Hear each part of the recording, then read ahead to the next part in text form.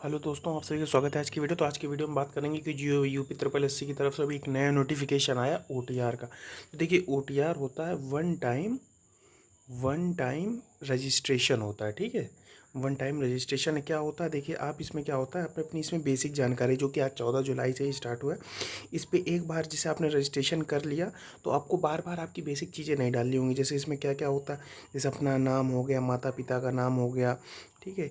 इस पर अपनी डीओपी यानी जन्म तिथि हो गई, और अपनी शैक्षिक योग्यता मान के चलिए, आपने क्वालिफिकेशन क्या है, ये सारी चीज़ें। इस पर क्या होता है, आपकी समय की बहुत बचत हो जाती है। साथ ही सीधा आपके क्या, जैसे भविष्य में आपको ओटीआर आपने कर रखा, कोई आपने अगर नया फॉर्म भरने जाएंगे तो आपको बेसिक चीज़ें, आपकी फ़ोटोग्राफ से लेके सिग्नेचर से लेके ये सारी चीज़ें आपको अपडेट नहीं पा देखिए। और ओटीआर कोई पूछा इसका चार्जेस क्या, तो ओटीआर बिल्कुल फ्री है, इसमें कोई चार्जेस नहीं है। और जिन भी अभ्यर्थियों ने पेट का 2025 वाला फॉर्म भर रखा है, वो उसी रजिस्ट्रेशन नंबर से अपना उस सारी डिटेल का ओटीआर कर सकते हैं, ठीक है। अगर जिन्होंने पूरी तरीके से करा, देखिए हाँ, सिग्नेचर जरूर एक इसमें ध्यान रखिएगा। सिग्नेचर, देखिए सिग्नेचर में एक्चुअली क्या, सिग्नेचर जब भी करिएगा तो उसके नीचे अपना पूरा, जैसे आपका नाम कुछ भी है तो अपना नाम पहले लिखिएगा, ऊपर हस्ताक्षर कर दीजिएगा, ठीक है। अगर इंग्लिश में कर रहे हैं तो इंग्लिश में अपनी साइन कर दी, फिर इंग्लिश में कैपिटल लेटर का भी ध्यान रखिएगा, अपना नाम जरूर लिख दीजिएगा, ठीक है।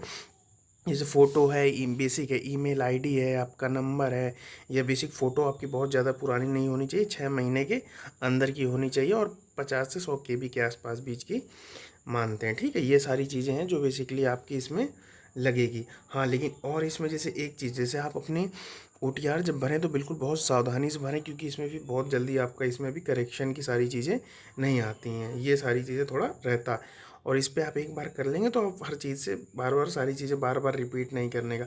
बाकी मोबाइल नंबर है, बेसिक सारी चीज़ें हैं, ध्यान रखिएगा, ठीक है। अब रही बात कि पेट 2026 का फॉर्म कब आएगा, तो देखिए ओटीआर आ चुका है, मतलब इसके बहुत जल्दी आपको जुलाई के अंत तक से अगस्त के बीच में ही आपको आपको ओटीआर के साथ साथ ही महीने 15 दिन के अंदर आपको आपको पेट 2026 का फॉर्म भी आपको देखने को मिल जाए। क्योंकि ओटीआर आने का मतलब ही यही है कि आप सारे एग्जाम, सारा ओटीआर हो गया। ये आपके लिए भी सही है, उनके लिए भी बिल्कुल सारी चीज़ें सही है, ठीक है। वहीं लोअर पीसेस की पेट की कट ऑफ की बात करेंगे तो यार ये आज 15-16 तारीख के बीच में आपको इसकी भी पेट की कट ऑफ आपको देखने को मिल जाएगी, ठीक है। ये सारी चीज़ें हैं।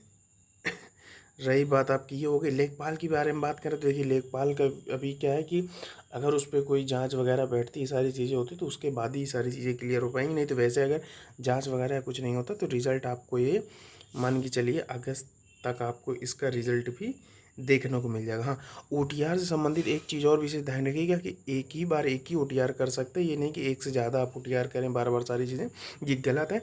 और कोई भी जानकारी आप बिल्कुल भी गलत ना भरें, ठीक है। जो भी करें एक बार में करें, सारी चीज़ें आप बिल्कुल एक बार चेक कर लें और सही तरीके से भरें, नहीं तो आपको ओटीआर अगर कुछ गलत हो जाता है, गलत भरते हो तो फिर दिक्कत हो जाती है, ठीक है। Thank you.